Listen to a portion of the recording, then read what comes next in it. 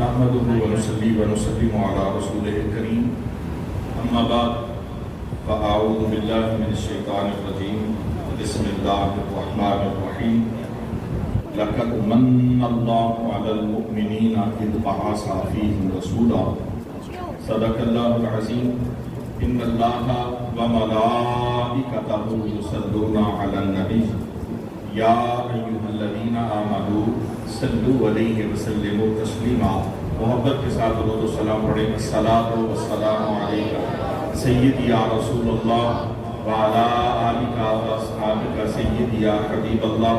الصلاۃ والسلام علیک سیدی یا نبی اللہ وعلی آلک واصحابک سیدی یا نور اللہ. الصلاۃ والسلام علیک سیدی یا خاتم النبیین وعلی آلک واصحابک یا رحمتا للعالمین. تمام تعریفیں اللہ رب العالمین کی پاک ذات کے لیے جو تمام جہانوں کا پروردگار ہے. لا تعداد بے حساب درود و سلام سید الانبیاء محبوب کبریا حضرت محمد مصطفیٰ صلی اللہ تعالی علیہ وآلہ وسلم کی پاک ذات کے لیے جو اس کائنات کی تخلیق کا سبب بھی ہیں، سلامتی کا سبب بھی ہیں اور نجات کا سبب بھی ہیں.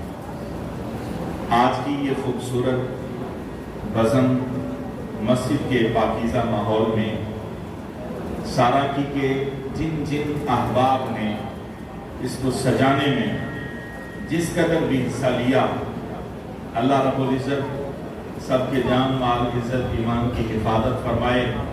اور جس خوبصورت بزم کو سجایا اس خوبصورت اور پاک ذات کے صدقے سے اللہ کریم سب کو دارین کی سعادتیں عطا فرمائے. قرآن مجید کی جو آیت کریمہ کے لفظ پڑھے ہیں، کائنات کا خالق ارشاد فرماتا ہے کہ میں نے احسان کیا مومنوں. کائنات بنانے والا فرما رہا ہے میں نے احسان کیا ہے، حالانکہ وہ احسان جتلاتا نہیں. اور یہ بھی فرماتا ہے کہ احسان جتلانے والے کا اجر بھی کوئی نہیں. بے پناہ انعام اکرام نعمتیں عطا کرنے کے بعد کبھی رب نے یہ بھی نہیں کہا کہ میں نے انعام دیا احسان کیا.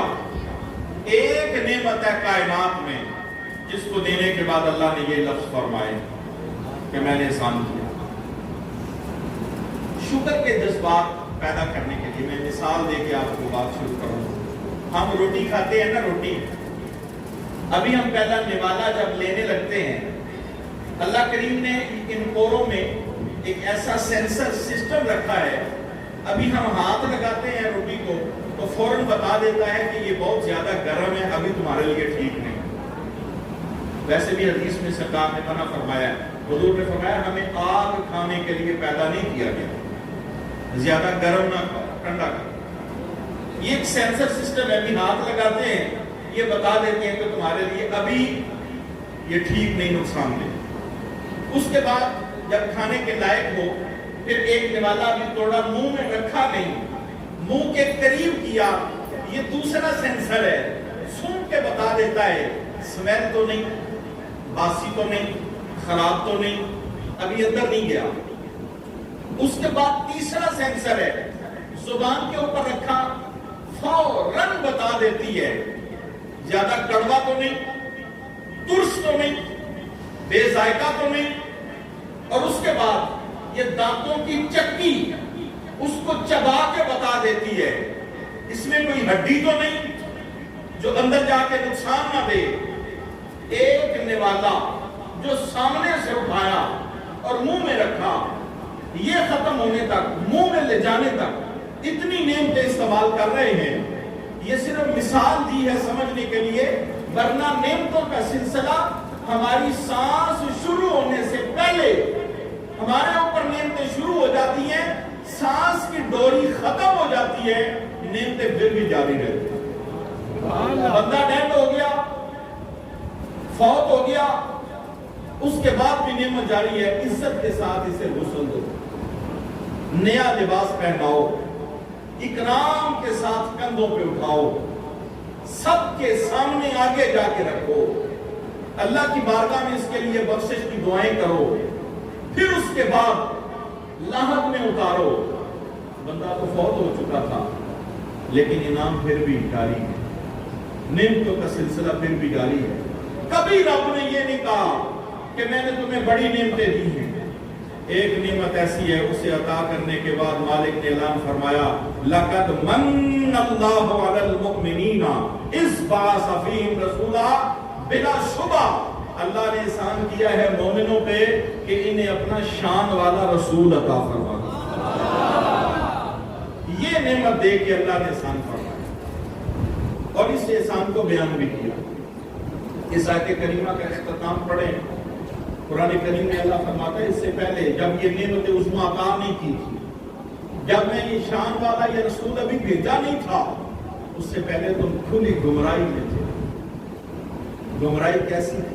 सहाबी सरकार की बारगाह में ये अपनी आंखों देखा हाल बयान करके कहते हैं, या रसूल अल्लाह, मैंने एक नौजवान को देखा, एक औरत के गले में रस्सी डाली हुई है और उस रस्सी का एक सिरा उसके हाथ में है और गली में जाता हुआ ऐलान करता जा रहा है, कहते हैं हमारा बाप फौत हो गया है, ये हमारी माँ है, हमें इसकी जरूरत नहीं अब, लेकिन ये काम कर सकती है, बोझ उठा सकती है, हिम्मत ताकत है, हमारे काम की नहीं।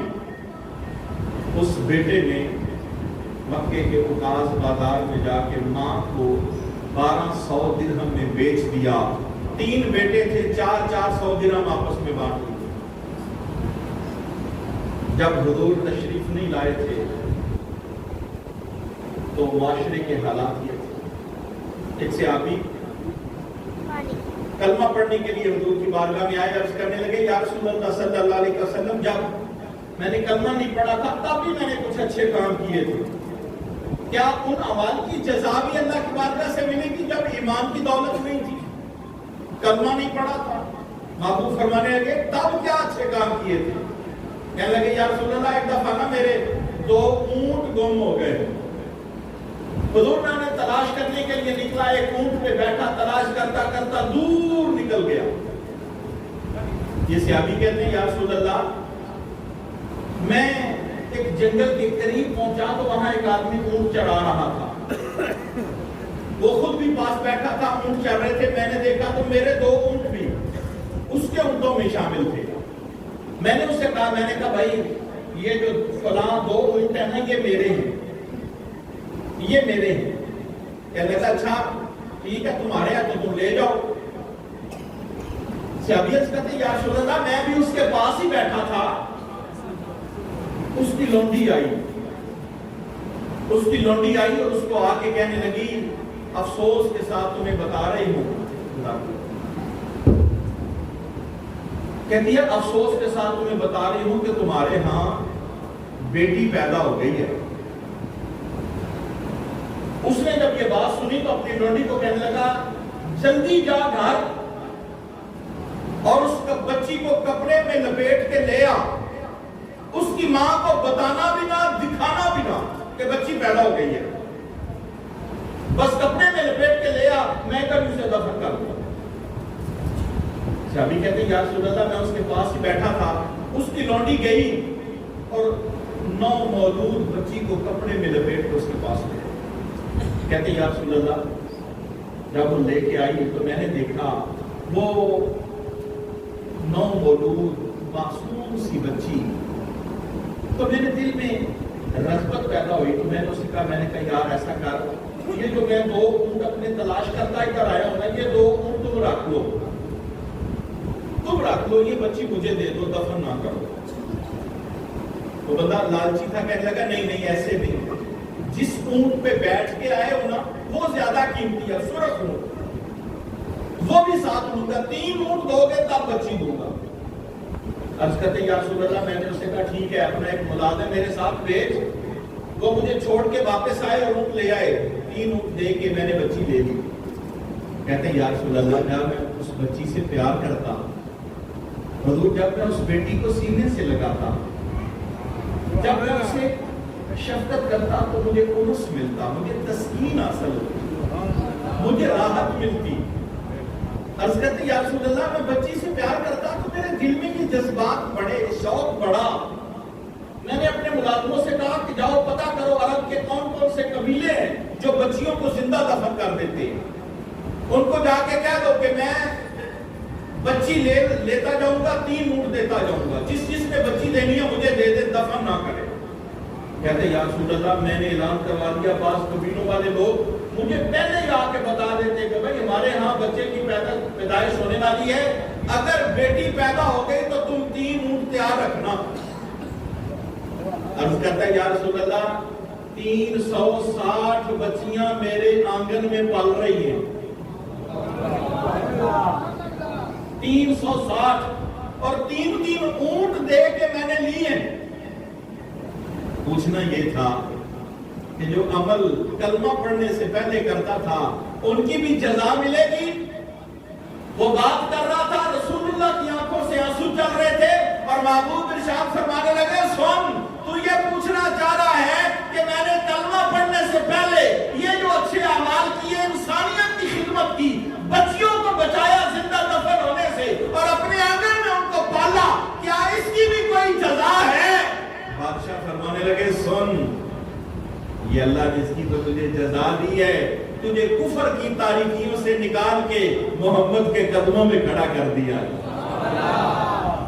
تجھے کفر کے اندھیروں سے نکال کے اللہ نے میرا صحابی بنا دیا ہے.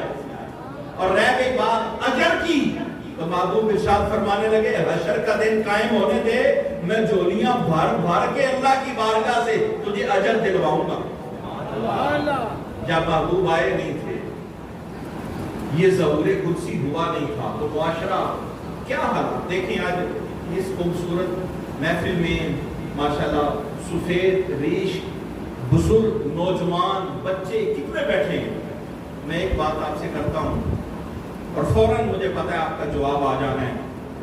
اتنے مجمع میں سے آپ نے کوئی ایسا بندہ ہے جو زندہ بلی کو دفن کر دے؟ استغفر اللہ کی بھی آواز آئی اور کئی بچوں نے اور بوڑھوں نے سارے ہلا کے کہہ دیا نہیں ایسا نہیں ہو سکتا. میں اولاد کی بات نہیں کر رہا, بیٹی کا تو میں نے نام ہی نہیں لیا, بلی کا پوچھ رہا ہوں, بلی کا, زندہ بلی کوئی دفن کرتا ہے؟ نہیں. کیوں؟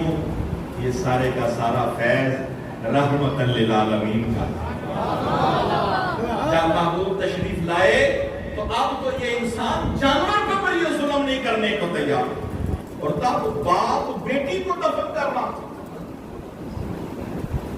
رسول اللہ علیہ السلام کا میلاد منا رہے ہیں آپ, بٹ بلا شبہ میں مبالغہ رائی سے کام لے لیتا, میں 2 ٹوک بات کرنے کا عادی ہوں. آپ بلا شبہ خوش نصیب ہیں جو رسول اللہ کا میلاد منانے کے لیے بچے بوڑھے اور جوان اس مسجد کی رونق بنے بیٹھے ہیں.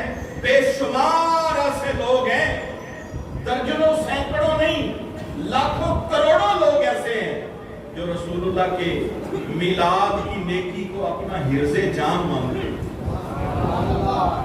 ایک شخصیت کا نام لیتا ہوں, علماء اسلام سے واقف ہیں, شیخ محقق شیخ عبدالحق دستیوی رحمۃ اللہ علیہ. بہت بڑا نام ہے, اور مقام کیا ہے؟ مقام یہ ہے انہوں نے 12 سال نبی کریم علیہ السلام کے گنبد خضرا کے سائے میں بیٹھ کے حدیث پڑھائی ہے.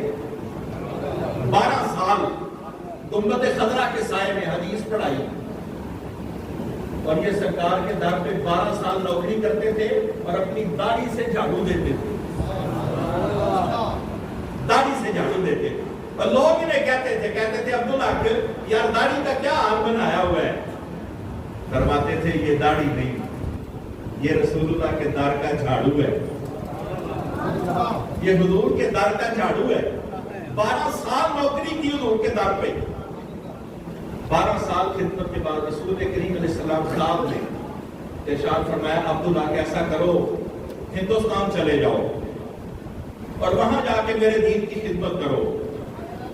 شیخ عبدالحق پریشان ہو گئے کہ مجھے 12 سال قدموں میں رہتے ہو گئے ہیں, اب مجھے کہہ رہے ہیں چلے جاؤ. یہ بات تو آپ کسی اس بندے سے پوچھیں جو 12 دن مدینے میں رہ کے آتا ہے. جو 12 دن مدینے میں رہتا ہے جب وہ جدا ہوتا ہے تو اس کی کیفیت کیا ہوتی ہے؟ کہتے ہیں یا رسول اللہ 12 سال آپ کے قدموں میں رہا ہوں. دوسرا دن تیسرا دن پھر خواب میں یہ حکم, پریشان تھے. حضور نے فرمایا خود کو غلام بھی کہتے ہو اور کہنا بھی نہیں مان رہے، کہہ رہے ہیں ہندوستان چلے جاؤ۔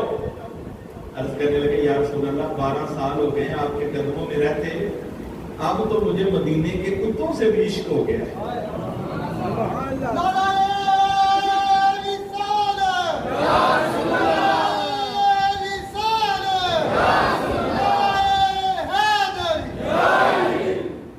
یا رسول اللہ مجھے تو مدینے کے کتوں سے بھی پیار ہو گیا، اگر میں مدینے سے جدا ہو گیا تھا تو میں مر جاؤں گا، مجھ سے زندہ نہیں رہ جانا۔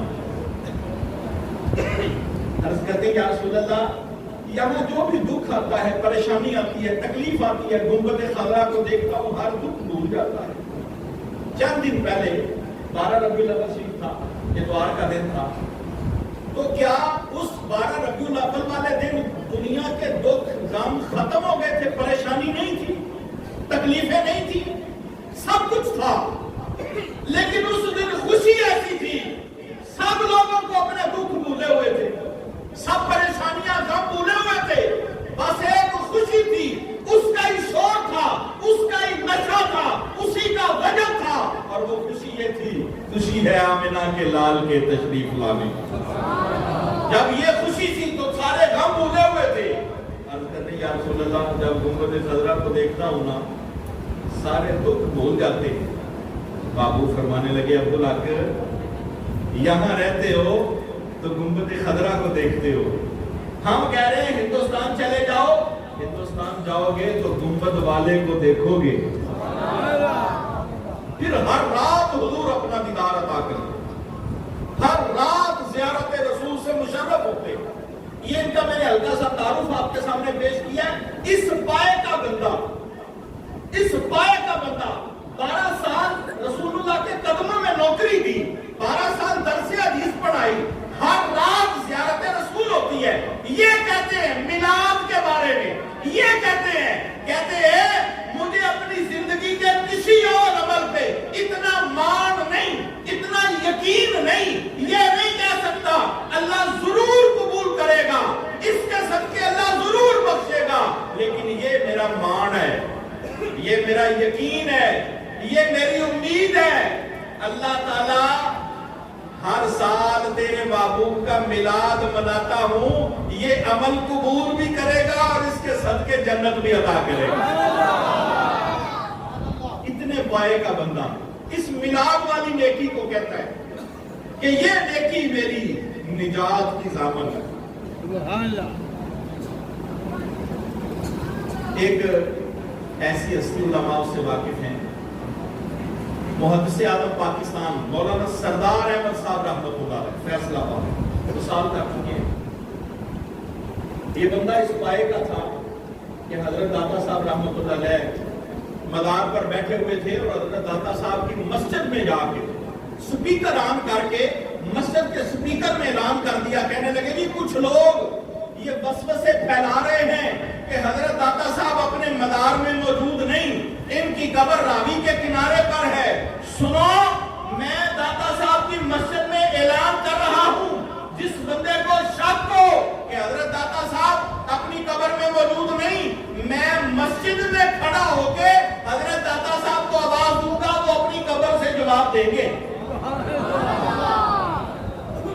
انہوں نے مسجد کے سپیکر میں یہ اعلان کیا تو اس وقت کے محدث تھے سید دیدار علی شاہ صاحب رحمۃ اللہ علیہ، وہ آ گئے، کہنے لگے مولانا عجیب بات کر دیا یار، مسجد میں یہ تو تلی پہ سر جمانے والا کام کر دیا، درویشوں والا اور فقیروں والا رنگ بیان کر دیا ہے۔ علماء تو ایسے نہیں نہ کرتے، علماء کو پتہ ہوتا ہے لیکن وہ راز رکھتے ہیں، کیا کر دیا یار، میں یہاں سے بولوں گا وہ قبر سے جواب دیں گے۔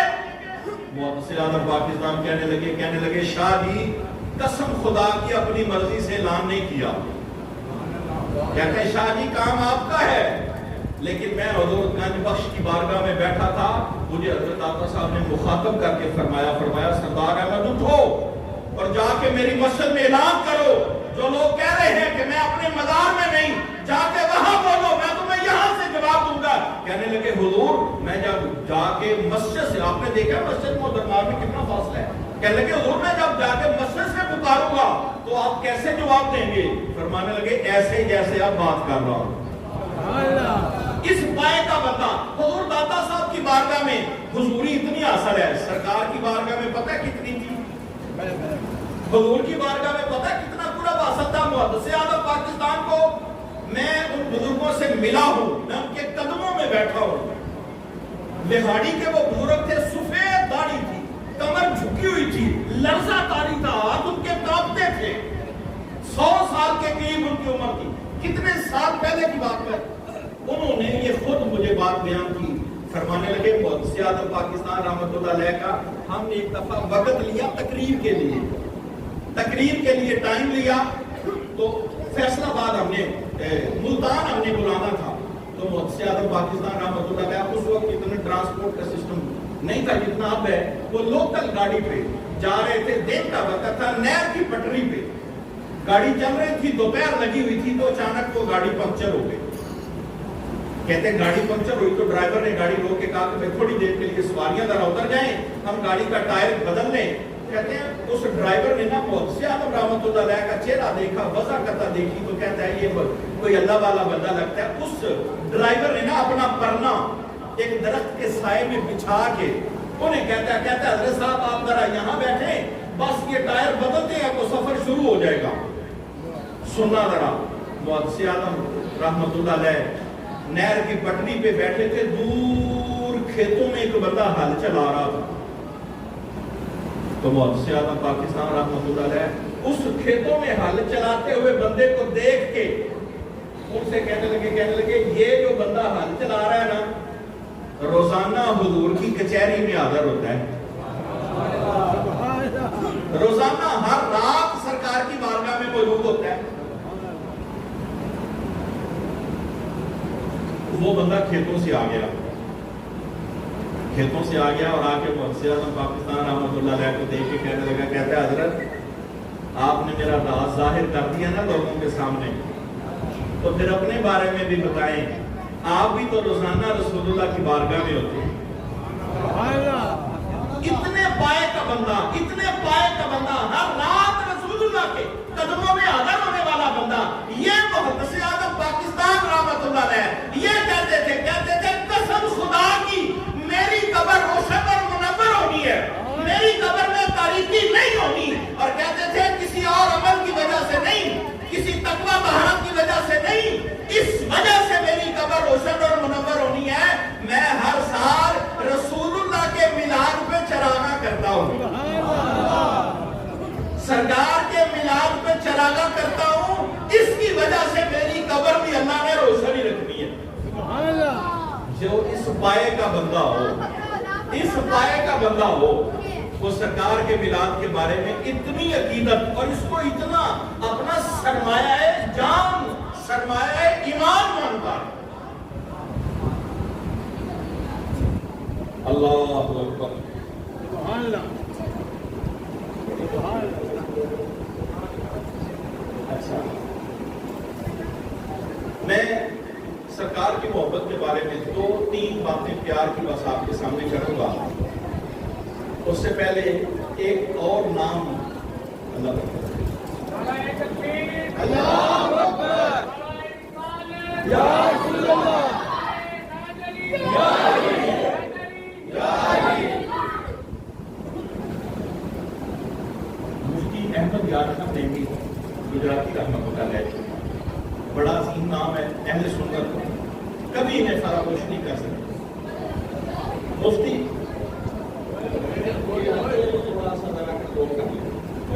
پیار سے مفتی احمد یار خان نیمی رحمۃ اللہ علیہ کہتے ہیں میں نے قرآن پاک کی تفسیر لکھنے کا ارادہ کیا، تو میں نے سوچا تفسیر قرآن لکھنی ہے تو میں پہلے عمرہ کر لوں۔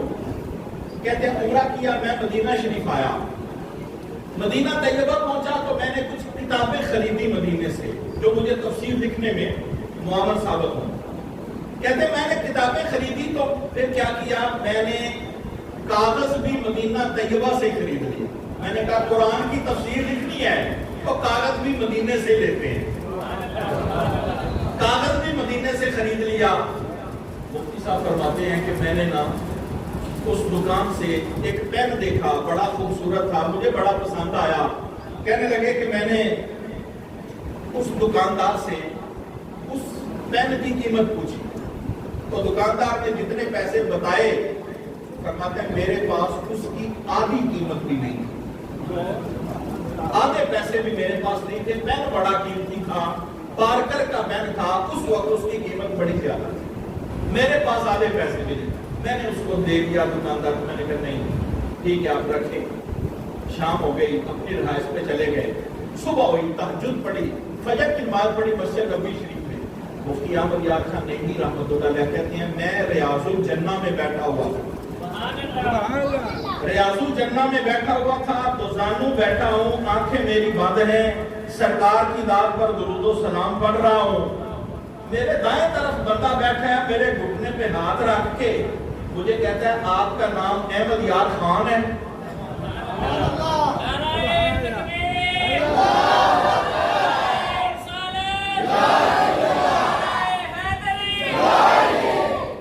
کہتے ہیں میں حیران ہو گیا، میں نے کہا ریاض الجنہ میں ادھر میرا واقف بندہ کون ہو ہے؟ کہتے میں نے نا خدائی طرف دیکھا تو وہ کل والا دکاندار تھا جس کی دکان سے میں نے پین پسند کیا، وہ دکاندار تھا۔ کہتے ہیں میں نے اس کا میں نے کہا ہاں میرا نام احمد یار خان ہے۔ دکان کو بتا کہنے لگا کہنے آپ گجرات سے ہیں؟ کہنے لگے ہاں گجرات سے ہوں۔ کہتے ہیں اس نے اپنی جیب سے نا پین نکالا اور مجھے پیش کر دیا۔ مفتی احمد یار خان نعیمی رحمۃ اللہ علیہ کہتے ہیں میں پین دیکھ کے نا حیران ہو گیا، میں نے اس سے کہا بھائی مجھے سمجھ آ گئی ہے کل والا پین ہے لیکن میرے پاس اصل میں پیسے نہیں تھے نا، اس لیے تو میں کل خرید نہیں پایا۔ تو وہ بندہ کہنے لگا کہتا ہے حضرت پیسے آپ سے کسی نے مانگے ہیں؟ آپ سے کسی نے پیسے مانگے ہیں؟ کہنے لگا پیسے تو نہیں مانگے لیکن مجھے بات کی سمجھ نہیں آئی۔ کہنے لگے اس بندے نے پھر بتایا، کہتا ہے مجھے کئی سال ہو گئے مدینے میں رہتے، کئی سالوں سے مدینے میں رہ رہا ہوں اور محبوب کے گنبد خضرا کو دیکھتا ہوں، بڑی دفعہ درخواستیں کی ہیں، التجائیں کی ہیں، دعائیں کی ہیں، باری تعالیٰ جس محبوب کے گنبد خضرا کی زیارت نصیب کی ہے کبھی گنبد والے کا بھی دیدار عطا فرما دے، کبھی اس گنبد خضرا کی مکین کی بھی زیارت کروا دے۔ کہتے ہیں سال ہا سال سے دعائیں کر رہا تھا، حضرت رات آپ کے صدقے میرے نصیب چمکے، رات مدینے کے تاجدار نے زیارت عطا فرمائی، میرے خواب میں آئے اور مجھے حکم فرمایا سنو بھائی کل تمہارے پاس ہمارا ایک غلام آیا تھا، اسے تمہاری دکان سے ایک پین پسند آیا ہے، اس کے پاس پیسے نہیں تھے، صبح اٹھو پہلے اپنی دکان سے پین لو پھر میری مسجد میں آؤ، تمہیں وہ ریاض الجنہ میں بیٹھا ملے گا، اس کا نام احمد یار خان ہے، گجرات سے وہ آیا ہے اور ہمیں اچھا نہیں لگتا ہمارا کوئی مہمان مدینے میں آیا ہو اور آس دل میں لے کے چلا جائے، صبح پین لے کے میری مسجد میں آنا، ریاض الجنہ میں اس کو ملنا، نام اس کا یہ ہے، اور اس کو ساتھ یہ بھی کہنا اب پین میں نہیں دے رہا مدینے والے دے رہے ہیں۔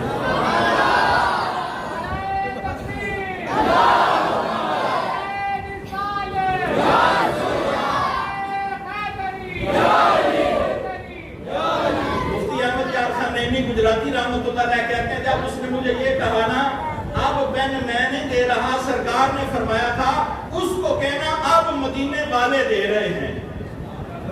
اب مفتی صاحب کی کیفیت بدل گئی، اب آنکھوں میں آنسو آ گئے، اس پین کو پکڑا، پہلے چوما پھر اپنی آنکھوں سے لگایا اور گنبد خضرا کی طرف دیکھ کے دلے حال سے رو کے اور تڑپ کے حضور کے روضے کو دیکھ کے کہتے ہیں صدا مسدا روے تیرا دوبارہ یارا روے تیرا دوبارہ یا رسول اللہ جتھے ہوندا غریباں دا گزارا یا رسول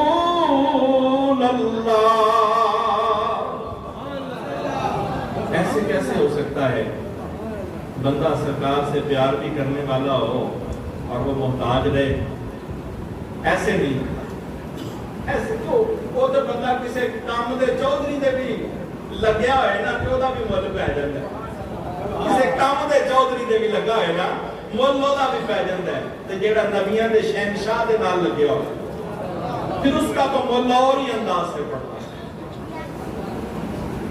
بخاری کی حدیث میں آپ کے سامنے پیش کر رہا ہوں، ایک صحابی تھے حضرت سہیب ابن سنان رضی اللہ تعالیٰ، سہیب ابن سنان رضی اللہ تعالیٰ، پیسہ بڑا تھا، مال جائیداد بہت، یہ سرکار جب ہجرت کر کے مدینہ شریف چلے گئے تو یہ ابھی ان کا کاروبار مال جائیداد بڑی تھی، یہ بعد میں گئے، جب یہ ہجرت کر کے مدینہ شریف جا رہے تھے، مکے سے نکل آئے، رستے میں ہیں، ابو جہل نے روک لیا، ابو جہل کہنے لگا سہیب میں تجھے مدینے جانے نہیں دوں گا، اتنا مال جائیداد ہے تیرے پاس تو مکہ چھوڑ کے جا رہا ہے، میں تجھے جانے نہیں دوں گا۔ حضرت سہیب ابن سنان کہنے لگے ابو جہل بات یہ ہے میں نے ٹھان لیا ہے کہ میں نے مدینے جانا ہے، بس میں نے ٹھان لیا تو میں نے جانا ہی جانا ہے، اگر تو میرا مقابلہ کرے گا تو میں کروں گا، تلوار چلائے گا تلوار چلاؤں گا، تیر چلائے گا تیر بھی ہیں، نیزہ چلائے گا نیزے بھی ہیں، نیت کر لیا مدینے جانا ہے تو بس جانا ہے۔ کہنے لگے ویسے ایک بات ہے میں تجھے پیشکش کرتا ہوں، کہتا ہے کیا؟ کہنے لگے یہ تو تجھے پتا نا میں ہوں بڑا امیر مالدار، کہنے لگے یہ پتا ہے مجھے، کہنے لگے جا تجھے سارا مال دیتا ہوں، سارا مال دیتا ہوں، پر مجھے مدینے جانے دے، رستے سے ہٹ جا۔ ابو جہل کہنے لگا کہتے ہیں کیا مطلب سارا مال؟ کہتے کہ ہاں سارا۔ کہتے چلو اگر سارا مال دیتے ہو پھر لڑائی ٹھیک ہے، پھر سارا کچھ دے دیا، سارا کچھ، بلکہ یہاں تک اپنی جیبیں بھی خالی کر کے، حضرت سہیب ابن سنان رضی اللہ تعالیٰ جیبیں بھی خالی کر دی، اپنی جس گھوڑے پہ بیٹھے تھے اس کا کجاوا بھی اتار کے دے دیا، ننگی پشت پہ بیٹھ کے مدینے گئے، سرکار مسجد نبی شریف میں بیٹھے تھے، غلام حضور کی بارگاہ میں موجود تھے، سہیب ابن سنان رضی اللہ تعالیٰ عنہ جب ابھی سرکار کے سامنے گئے ہیں نا تو محبوب نے دیکھ کے فرمانے لگے سہیب تو نے جو سودا کیا ہے نا، تو نے جو تجارت کی ہے، تو نے تجارت کوئی مہنگی نہیں کی، سودا کوئی مہنگا نہیں کیا، اور پیسے دے کے اللہ کو بھی راضی کر لیا ہے، اللہ کے رسول کو بھی راضی کر لیا۔ یہ جو تجارت کی ہے نا تو نے، یہ نفع والی تجارت کی ہے، یہ یقیناً آپ نے علماء سے بات سنی ہے، ایک بہت بڑے درویش جن کا نام ہے خواجہ نظام الدین اولیاء محبوب الہی رحمۃ اللہ علیہ، بڑے یہ بابا فرید گنج شکر کے خلیفہ تھے، بابا فرید گنج شکر کے خلیفہ تھے، ان کا ایک غلام تھا، مرید تھا امیر خسرو، وہ کلام پڑھا کرتا تھا بادشاہوں کے درباروں میں۔ ایک سائل آیا حضرت خواجہ نظام پاک کے پاس، کہنے لگا میں ضرورت مند ہوں، محتاج ہوں، بچے بھی ہیں، عیالدار ہوں، مجھے کچھ دیں۔ اس کے سوال سن کے خواجہ نظام الدین اولیاء رحمۃ اللہ علیہ نے اپنے جوڑے دے دیے اسے، جوتے استعمال شدہ۔ وہ بندہ میں تو راضی نہیں ہوا، انہوں نے کہا بس یار کتنی ضرورتیں بھی بتائی تھیں اور جوڑے دے کے بس یہ جوڑے دے کے نہ لے چلا گیا سائل۔ رستے میں جس جگہ پہ بیٹھا تھا قریب سے امیر خسرو گزرے، امیر خسرو اس کے قریب سے گزرے، کہنے لگے مجھے میرے مرشد کی خوشبو آ رہی ہے، اور تواڈے وچوں جیڑا جیڑا کوئی مرشد منن والا ہے اونوں تے اس گل دی سمجھ آ جائے گی کہ مرشد کی خوشبو آ جاندی ہے۔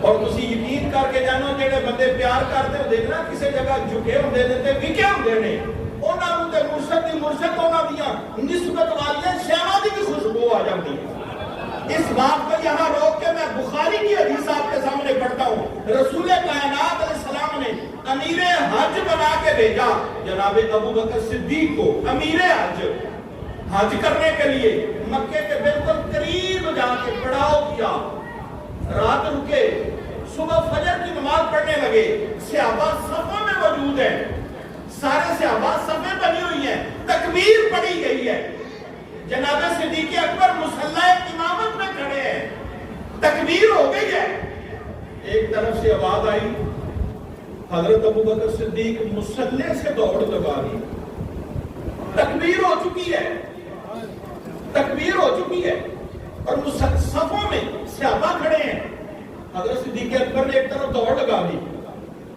سارے صحابہ حیران ہو گئے، یہ کیا وجہ ہے؟ اس طرح تکبیر ہو گئی ہے، نماز شروع کرنی تھی۔ حضرت صدیق اکبر فرمانے لگے میرے محبوب کی سواری کی آواز آئی ہے،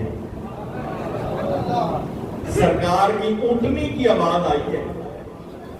جب اس اندھیرے کی طرف گئے تو وہاں جا کے دیکھا مولا علی، حضرت علی شیر خدا رضی اللہ تعالیٰ عنہ، انہیں سرکار نے بھیجا تھا اور اپنی سواری دے کے بھیجا تھا انہیں پیغام دینے کے لیے۔ واقعی سرکار کی سواری آئی اور سواری کی آواز سن کے مصلی سے دوڑ لگا دی، اس کو تو پھر آئی جاتی ہے، یہ تو سواری کی آواز پہچان کے مصلی چھوڑ کے فرض ادا ہونے لگا ہے، مصلی چھوڑ کے دوڑ لگا دی۔ خواجہ نظام الدین اولیاء کے جوڑے تھے اس ساحل کے پاس، اور امیر خسرو سے کہنے لگے یار مجھے خوشبو آ رہی ہے اپنے مرشد کی، کہنے لگا میرے پاس تو ایسی کوئی چیز نہیں، میں 2 دن گیا ہوں سوال کرنے خواجہ نظام الدین اولیاء رحمۃ اللہ علیہ کے پاس، تو مجھے یہ جوڑے ملے ہیں، یہ جوڑے ملے ہیں ان سے۔ حضرت امیر خسرو نے جب وہ جوڑے دیکھے نا تو اس سے کہنے لگے یہ جوڑے مجھے دے دو اور سودا کر لو میرے ساتھ۔ کہتا ہے کیا سودا؟ کہنے لگے اس وقت میرے پاس 2 لاکھ دینار ہیں، 2 لاکھ دینار، یہ لے لو اور یہ جوڑے مجھے دے دو۔ کہنے لگا جا بابا مذاق نہ کر، 2 لاکھ دینار اور یہ پرانے جوڑے۔ کہنے لگے نہیں مذاق نہیں، صحیح کہہ رہا ہوں۔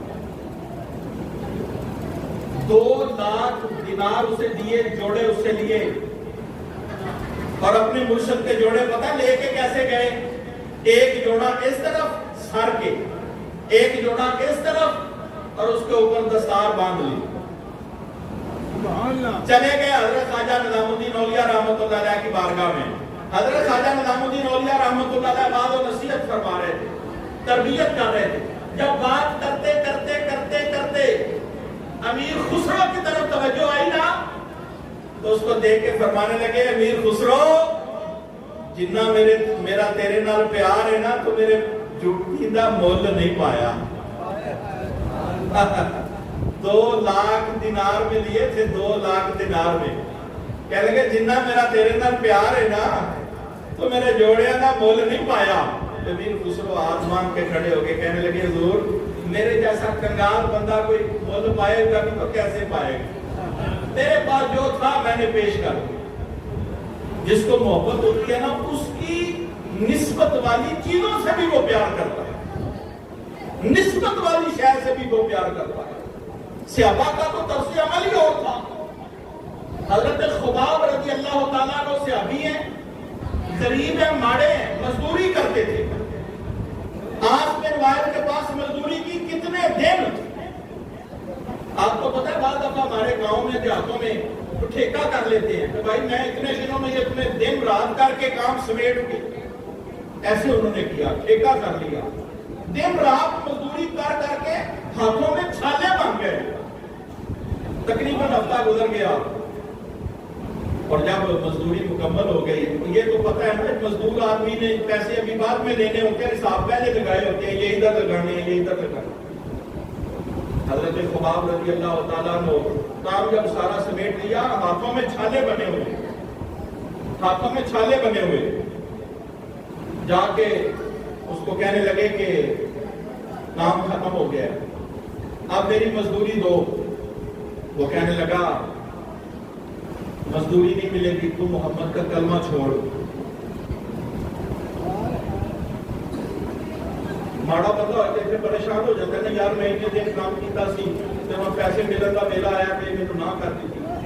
لیکن حضرت خباب رضی اللہ تعالیٰ عنہ صحابی تھے, ان کا ایمان اور جذبہ دیکھنا, اس نے کہا کلمہ چھوڑ پھر مزدوری ملے گی. حضرت خباب رضی اللہ تعالیٰ عنہ ہنس پڑے اور مسکرا کے کہنے لگے میں اتنے دنوں سے مزدوری کر رہا تھا اور میں یہ سوچ رہا تھا میں اپنے لیے کما رہا ہوں, میں اپنے بچوں کے لیے کما رہا ہوں, اب مجھے کیا پتا تھا کہ میری اس مزدوری کا بھی مول سرکار کی بارگاہ میں پڑ جانا ہے.